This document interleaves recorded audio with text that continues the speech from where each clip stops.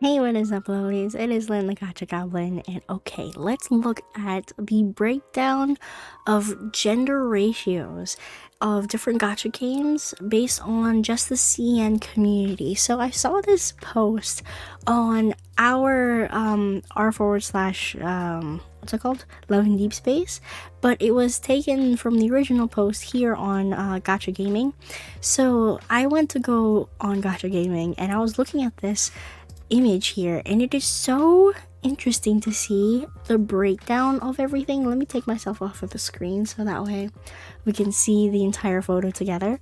So Weathering Waves, if you don't know what Weathering Waves is, it's like Genshin Impact but like much darker in theme, which is really cool. There are actually some really attractive male characters in that game. Some, like, one of them was given to us for free, and a lot of the other male characters in this game look really good. The female characters also look stunning. It is not surprising that 81% of the player base is male in this game, but it is also shocking to see how low the percentage is of female players.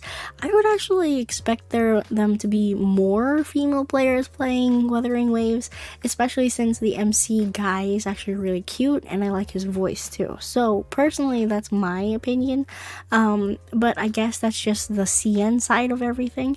Punishing Grey Raven is made by the same company as Wuthering Waves, and they pretty much have the same statistics. Maybe it's because they're also like the same player base playing the games, that's why it kind of mirrors each other really well. I've never played Arknights. Honkai Star Rail, it has more female players playing this game, which makes a lot of sense. There are so many good male characters in Honkai Star Rail. Genshin Impact, of course, made by Hoyoverse as well, has way more female players as compared to Wuthering Waves, Punishing Grey Raven, or Honkai Star Rail. That is not actually that shocking. Because of course there are also male characters in Genshin Impact. Their level of animation though is not as good as like Wuthering Waves or Honkai Star Rail even. Like the character design kind of gets a little stale eventually. With Zenless Zone Zero, that I would actually say is more of a Gooner game than anything. Just because of the level of physics, game physics is in the game. Snowbird Containment, obviously one of the best male Gooner games out there. Azure Lane, I know is only going to have a female cast, but I don't know if they're gonna have a good storyline. Infinity Nikki, clearly, mostly females who are playing this game, 78.3%.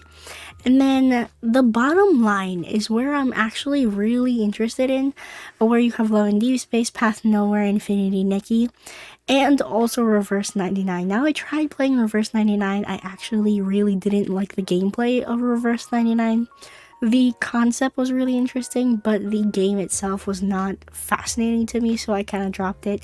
Honor of Kings, I have never played this game. I've never seen gameplay of it, so I don't have an opinion of this. Reverse 99, the art style is really nice, and the character design is also very nice as well. I can't really say anything for like male characters because I only really saw female characters, and the male characters were not appealing to me personally.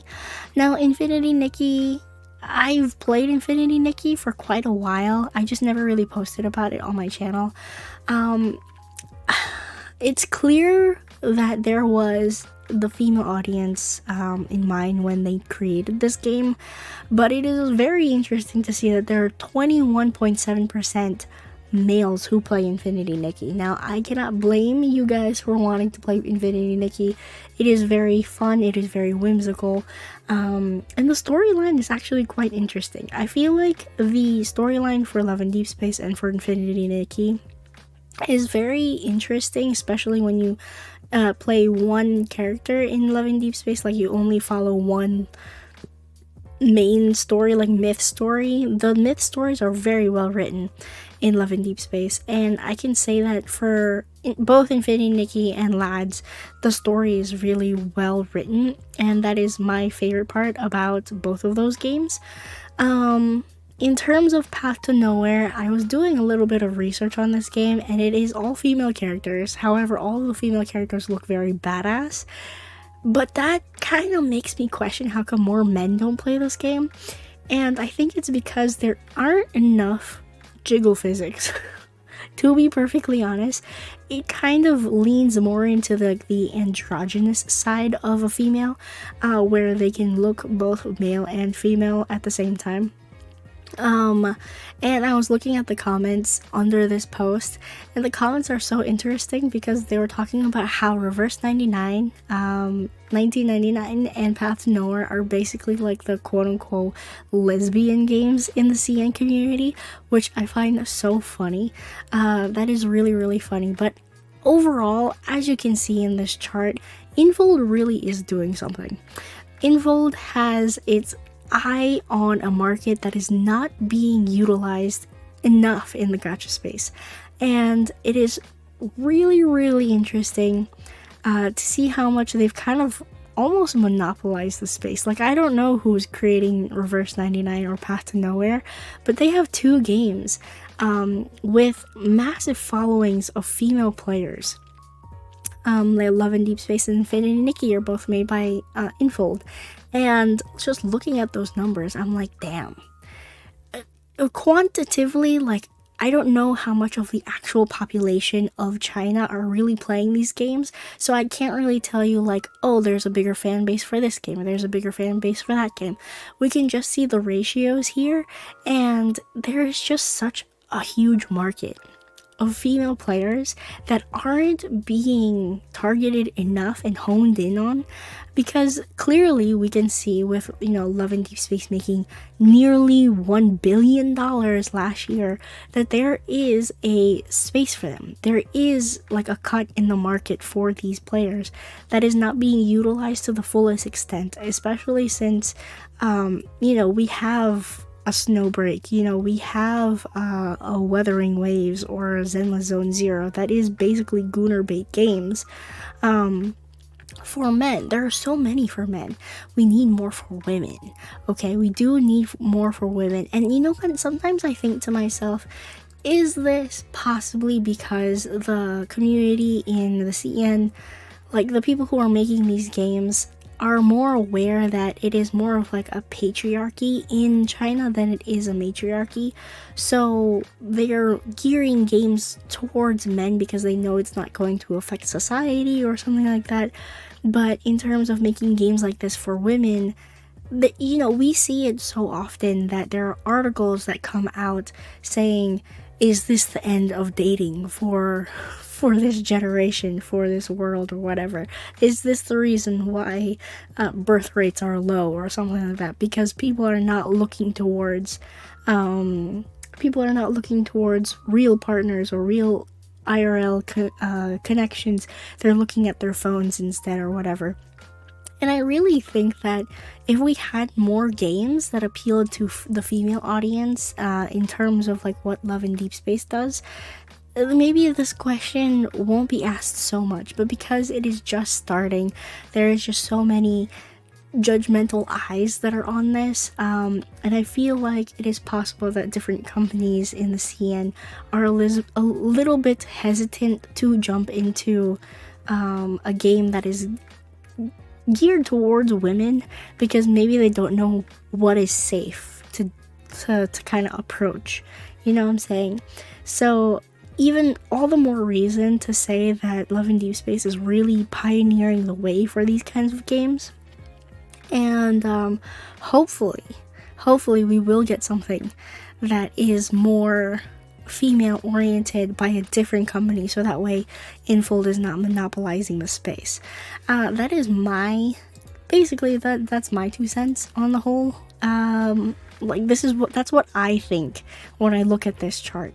That's my thought process, is just we need more games made for women that have male oriented characters, because Path to Nowhere and Reverse 99, I do feel like, are mainly all females in that game. Mainly all females. Reverse 99 may have males, but that's not really the focus. Again, the comments in this section, look, r/gaming may not be the best place to get news from or opinions from, but it is possible, you know, if there is people saying that it is quote unquote the lesbian games. You know what? Women are hot, I understand that, and these games are maybe geared towards women who play for the women, you know? I have no problem with that, but it is interesting that this is the only one that really gears towards, I guess, straight women? Heterosexual women? Please don't be offended, guys. I don't really know, but you kind of see where I'm talking about, right? Like, people play these for the women, people play this for the men. That's where I'm gonna keep it, whether or not you agree with that, or whether or not you identify as something else. I don't plan. It's not my intention to offend. Okay, well, that is pretty much it. Let me know what your thoughts are down below in the comments. What games do you play out of this list? Do you play Path to Nowhere, or do you play Reverse 1999? What kind of players, like, what kind of, what do you call that?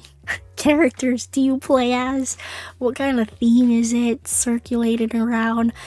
Is it anyway like related to what Love in Deepspace has, or what Infinity Nikki has? Is there like a certain formula, do you think, that basically appeals to CN women, or to CN player base, like a female CN player base? So let me know in the comments down below. I want to know what your thoughts are, because I think that would be very interesting to dive into.